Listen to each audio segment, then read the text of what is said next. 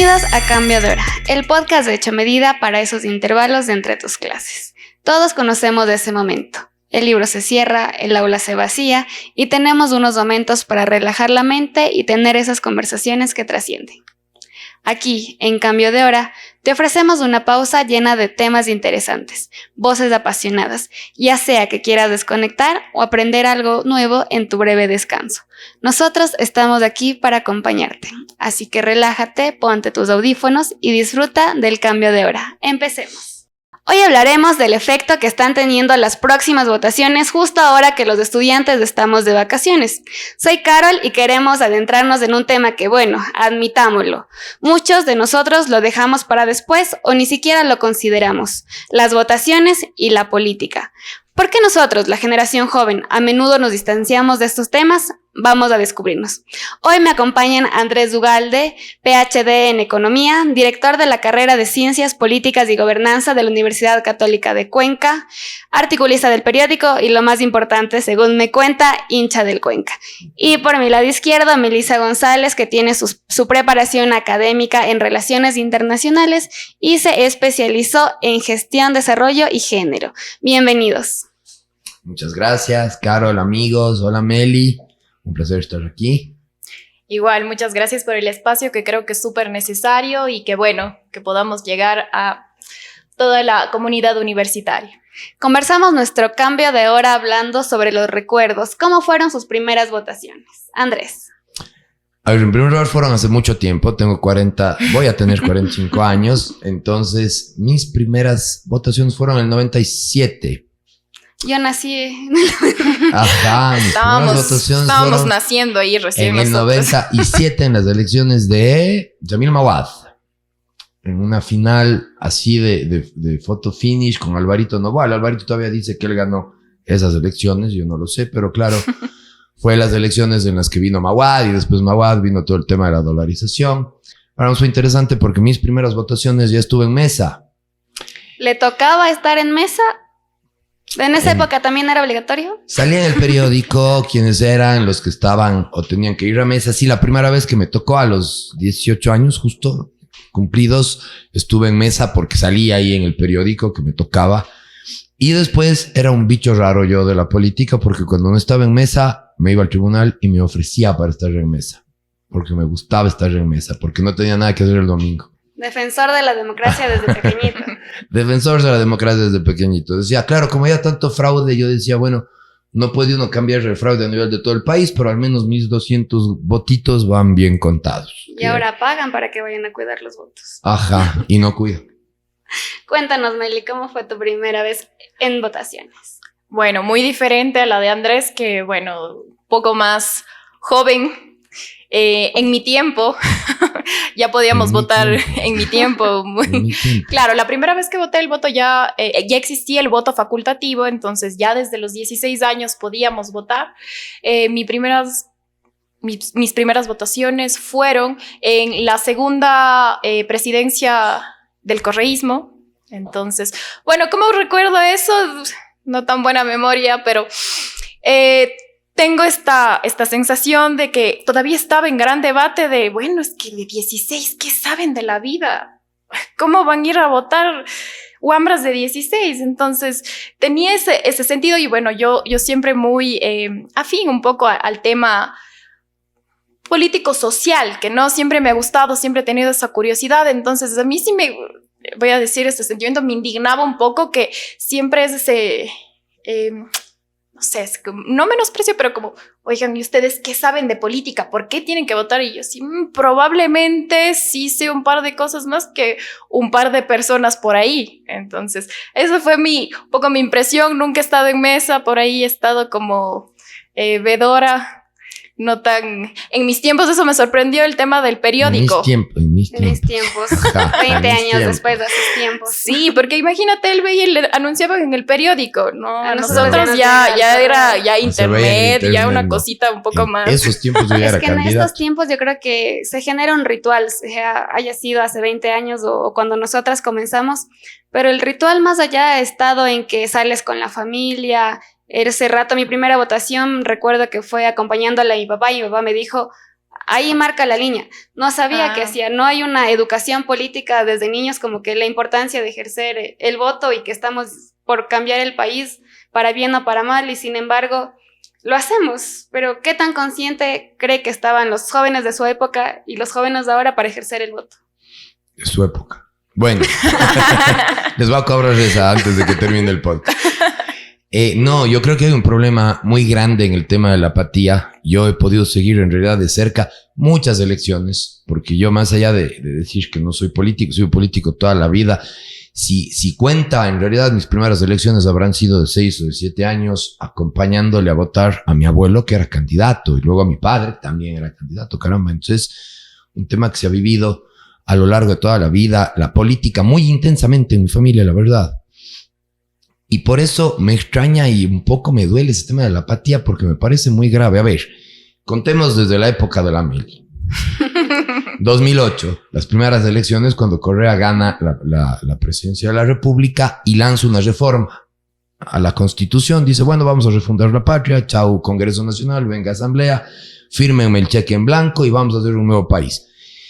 Esa Constitución tocaba temas fundamentales, reestructuraba la seguridad social, bueno, había una serie de temas, creaba un nuevo poder, porque le convertía a lo que era el Tribunal Supremo Electoral en el CNE, convirtiendo en un poder del Estado. Luego se creó otro más, que es el Consejo de Participación Ciudadana. Era súper fuerte. Y ahí por ahí a un sacerdote, a un curita de Guayaquil, se le ocurrió decir que la Constitución era pro aborto. No había ese artículo en realidad. Y el Ecuador discutió de ese tema y eso es de lo que se trató y de eso fueron las entrevistas y al final el 99% de los ecuatorianos terminó votando porque le caía bien o mal una de las posturas, porque le caía bien o mal Correa, sin haber leído un artículo ni de la nueva ni de la vieja. Y luego, la Constitución que iba a durar 100 años, duró 2, porque al final le hicieron a los 2 años la reforma, toda la historia, tuvieron que hacer las enmiendas. Habían enmiendas que ampliaban la seguridad social a las madres de familia y a los migrantes. Habían enmiendas que alteraban la estructura del Estado, porque se creaban los distritos zonales, ya no era solamente el Estado y las provincias, sino en la mitad había un distrito que se llama zona, ¿verdad?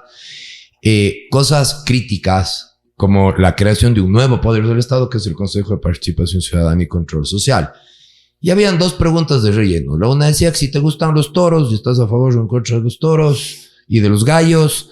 Y la otra hablaba de si estarías o no a favor de que hayan casinos. En Cuenca había un casino y los toros estaban prohibidos 10 años antes por el municipio. ¿Y de qué discutimos? Toda la campaña. Sobre los de toros y casinos. Y votamos de nuevo sin haber leído las enmiendas y al final del día los resultados son los que están a la vista. Entonces, claro, preocupa mucho porque nos jugamos nuestro futuro y parece no importarnos porque no leemos las propuestas. La pregunta a los jóvenes que nos oyen, la plena.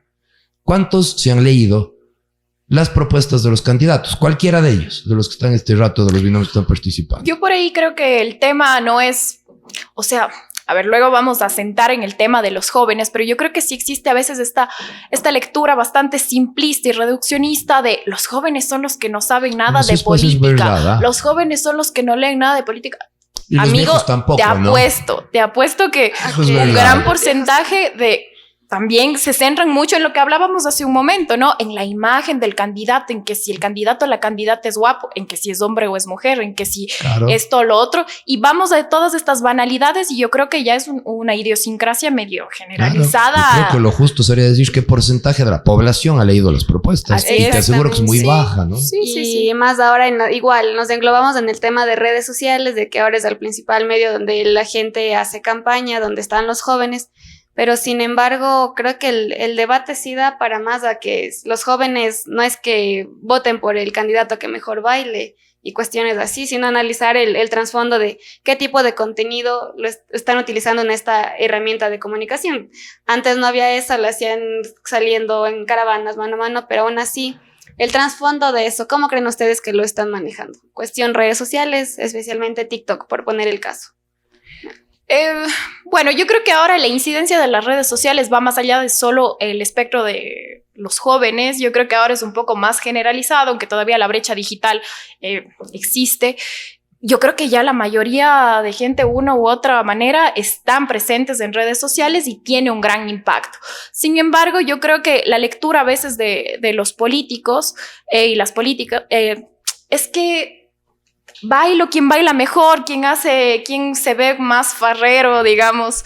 Y yo creo que subestimamos mucho, y esa es la gran falencia, digamos, de toda la sociedad ecuatoriana, subestimar desde una visión adultocentrista, en el cual vos gobiernas para esa figura productiva y anulas todas estas otras realidades, ¿no? De los jóvenes, que a la larga también dices como, no, es que no estoy gobernando para ellos. O a ellos les puedo convencer con una fiesta, con un concierto, con ahí salir bailando. Entonces creo que nos subestiman mucho, y creo que la apatía es generalizada hacia la política. Y la apatía de los jóvenes principalmente, yo creo que es porque no nos vemos representados, porque nos utilizan como cuotas siempre en todos los espacios. ¿Cuándo te dan una oportunidad legítima y real? Ahora porque les obligan, pero estás de suplente, último suplente, que ni en un millón de años vas a estar ahí. Entonces existe para igual, mí y con la visión de que seas la máscara ahí que te va a ayudar a decir, sí, estoy involucrando a los jóvenes. No, y sirven además para sea. salir a una foto, pero en la práctica, miren ustedes el Consejo Cantonal de Cuenca, tomen los últimos 10 consejos cantonales de Cuenca y verán que el promedio de edad es 50 años, y sí o más. Y el problema, claro que sí, es un tema en el que hay que darle distancia a los jóvenes, y tal vez la presencia de las redes sociales sirve para eso también, ¿no? Porque ahora tienes que enfocarte en un público joven, y ese público joven, siendo ahora la mayoría votante y siendo la masa crítica, puede elegir y decir, queremos que esté uno de nosotros que nos represente. Ahora, las redes sociales como tal son este rato el principal medio de comunicación, pero a mí creo que hay un par de cosas que tenemos que ajustar y que me preocupan, porque hay que ser responsable dentro de las redes sociales. No digo aburrido, pero sí responsable. Sí. Caramba, alguna vez un chico en clases le pesqué que se había bajado una tarea del internet, me presentó un deber y se había bajado El Rincón del Vago. En ese entonces había monografías.com y El Rincón del Vago, un montón de páginas de las que... Y ahora finalmente con el chat GPT, ya finalmente te puedes hacer el trabajo, ya ni te pescan, no es terrible. Pero bueno, le pesqué, se había bajado un trabajo de un sitio que se llamaba El Rincón del Vago, y él me decía, pero oiga, finalmente es bibliografía, pues está ahí, ¿no? El documento está cargado, y el trabajo, yo le mandé a hacer un trabajo sobre economía política. Me decía, está ahí el trabajo, me bajé, y yo le decía, ¿sabes cuál es el problema? Que no es información verificada. O sea, el problema del Rincón del Vago no es si es un depósito interesante de documentos. Y vos sabes que un estudiante en México subió un documento del mismo tema que yo te mandé, pero no sabes cuánto sacó. Entonces puedes estar citándome un documento que se sacó 0 o 1 o 2 sobre 10. Con las redes sociales sucede lo mismo. Te llega muchísima información y tú no sabes de esa información cuál está validada, qué información es verdad, qué información es veraz. Existe mucho, así como muchos periodistas serios y medios serios y páginas serias que postean cosas y que dicen la verdad.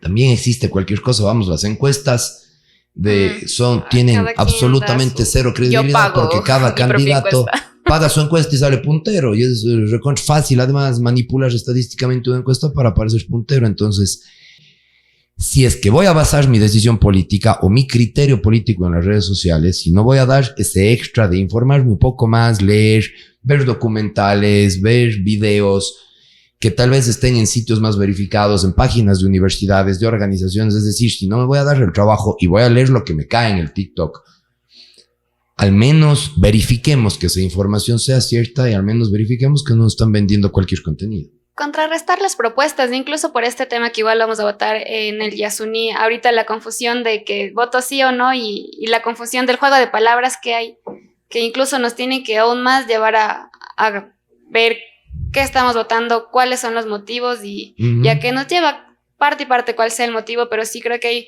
muchas cosas de fondo que como jóvenes podemos entrar a averiguar, a ser parte de esta construcción política. ¿Cómo creen ustedes que es la posición de los jóvenes? ¿Los jóvenes se están formando? ¿Hay espacios donde los jóvenes se formen?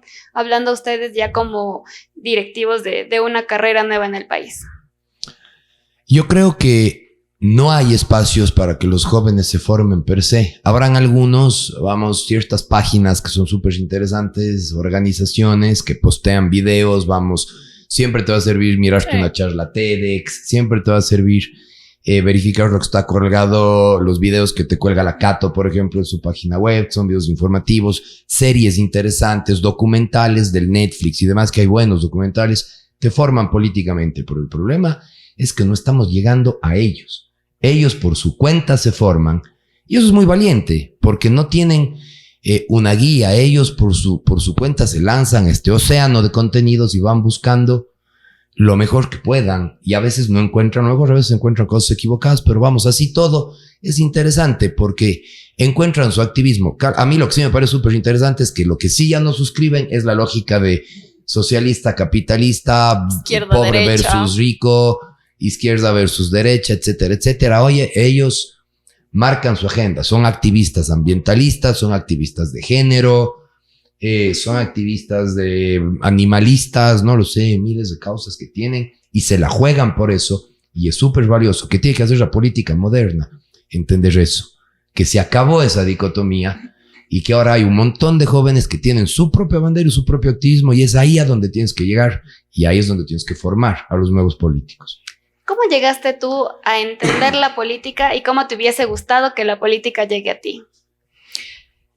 Bueno, yo creo que siempre tuve esta afinidad al tema de ciencias sociales, pero bueno, voy a hablar de algo particular que me gusta, y a mí me gusta ver un poco a la política de lo cotidiano, ¿no? Cómo acercarnos y cómo hacerle más real, cómo la política está siempre en todas nuestras decisiones, en qué consumimos, qué no consumimos, en la televisión, en todo, ¿no? Todo es una decisión política, ¿no? Entonces, para hasta mí el siempre... fútbol, no le gusta el fútbol. No me gusta el fútbol, me gusta la connotación política que puede tener el fútbol, pero yo siempre les decía a mis estudiantes, a mi grupo de amigos, ¿no? Que hay que entender que la conversación que tienes en la mesa con tu mamá y con tu abuelita es política, porque estás construyendo ahí los constructos, y eso de en la mesa no se habla de política. Sí, bueno, no hablemos de candidatos, pero todo lo que estás hablando ahí es política, ¿no? Y yo creo que es súper importante y súper valioso empezar a entender estas nuevas formas de abarcar la política. Y a propósito de los Yasunidos, yo creo que es importante establecer, más allá de sí o no por el Yasuní, es la primera vez que es una propuesta que nace del pueblo y digamos de una mayoría jóvenes, se está votando a nivel nacional. O sea, es la primera vez que alguien, o sea, una iniciativa desde el pueblo va a ser votada en elecciones, ¿no? Entonces, claro, yo creo que es algo súper valioso para entender esta lectura de en dónde estamos los jóvenes en la política. A veces no estamos detrás de esta militancia, como dice Lanres, de una dicotomía que inició en la Revolución Francesa de izquierda-derecha en 1789. Ahora estamos en otra cosa. El mundo es mucho más complejo, ¿no? Cómo estamos haciendo política es mucho más complejo, y yo creo que la formación y justamente lo que se propone desde la Universidad Católica de Cuenca es esta formación mucho más holística y compleja que responde a las nuevas problemáticas globales. Claro, por supuesto. Además, a ver, hay algo ahí que es importantísimo. Hay que permitir además que estos jóvenes participen y sostengan la democracia. Además, no solamente los jóvenes, el pueblo en general tiene que sostener el proceso, porque es una comprensión muy pobre de la democracia pensar que consiste en ese domingo en el que te toca ir a votar y te dan tu papelito y gracias, le emplasticas ahí con la señora de los 50 centavos afuera y se acabó, ¿no?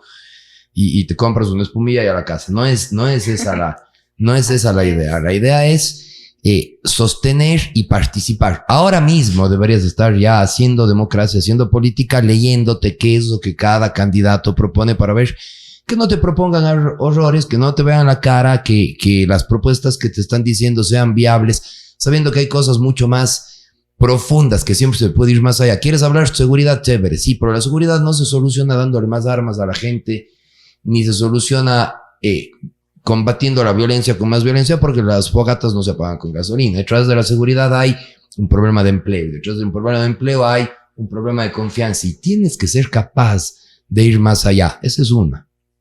Ahora mismo tendrías que estar ya leyendo las propuestas y entendiendo. Y luego, una vez que se termine, tienes que meterte a la política para poder sostener tu decisión.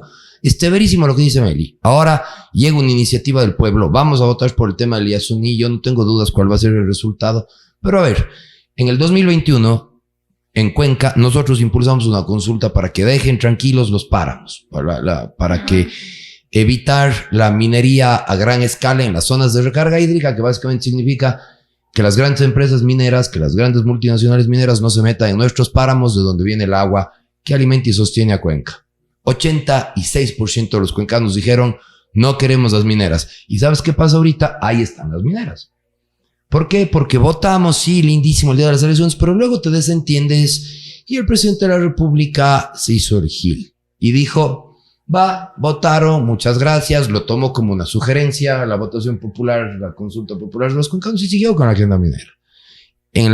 Cuando elegimos, no sé si fue en las elecciones en las que elegimos a Lenín Moreno o él convocó una consulta popular, sí. No recuerdo ahora, pero también se trataron temas relativos a la cuestión de la naturaleza. Ya se había votado sobre los recursos naturales, sobre el petróleo. Dice en la Constitución. Se vota sobre lo que ya decidimos hace pero el problema es que la sociedad decide, vota, se manifiesta en la consulta popular y luego cada quien para su casa y me desentiendo y me vuelvo a meter en mi metro cuadrado, en mi burbujita, donde lo que yo quiero es que no me molesten la paciencia a mí y a mi familia y me desentiendo del país. Y los grandes poderes económicos y sociales que no siempre quieren hacer lo correcto tienen vía libre. Así es, ahí haciendo un poco una analogía con qué sucede con los jóvenes, es que claro, para época de elecciones amamos a los jóvenes, que vengan los jóvenes a las listas, jóvenes por siempre, pero luego de que te dieron ese puesto muy de cuota, muy suplente, muy el último, ya tampoco te hacen caso, no te hacen caso porque existe para mí un doble discurso.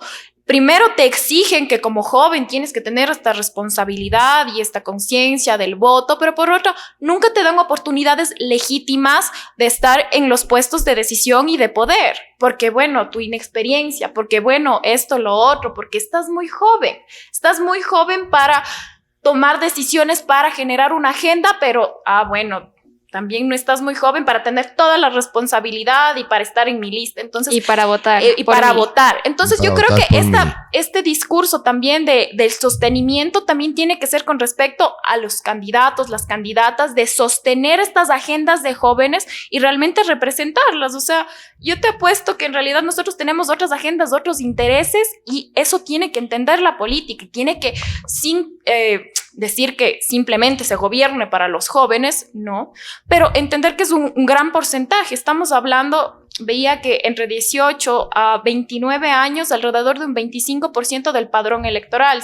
Si sumamos a eso el voto facultativo, 5 más, 30% del padrón electoral. Son jóvenes. Además claro. de verla en términos de números y qué tanto me conviene para ganar o no, yo creo que en términos de gobernabilidad, o sea, sí es necesario que nos den estos espacios reales y es esa dialéctica adultocéntrica que a mí sí me molesta mucho porque inclusive yo creo que los niños, las niñas tienen que tener también esta capacidad de seguir generando esta conciencia y nosotros la capacidad de escucharles, ¿no? Porque asumimos que siempre hay que enseñarles todo.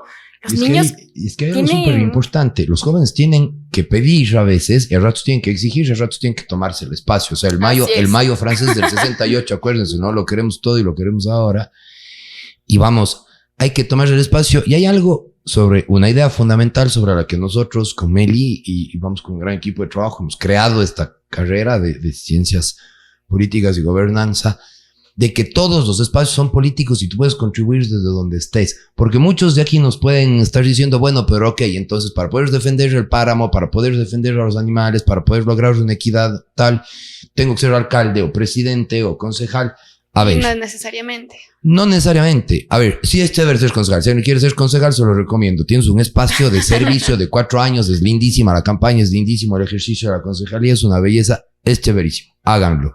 Pero no solamente ahí. Desde tu puesto de trabajo, desde tu empresa, desde los colectivos sociales, desde los colectivos ambientalistas, desde cualquier espacio, en realidad, desde la empresa privada, desde las ONGs, desde las fundaciones, hay miles de espacios en los cuales tú puedes involucrarte. Y además es súper interesante. Uno de ellos es las redes sociales. Yo conozco jóvenes que desde su Twitter, que desde su Facebook, los de mi época, y los de su época, desde el TikTok y el Instagram. Claro.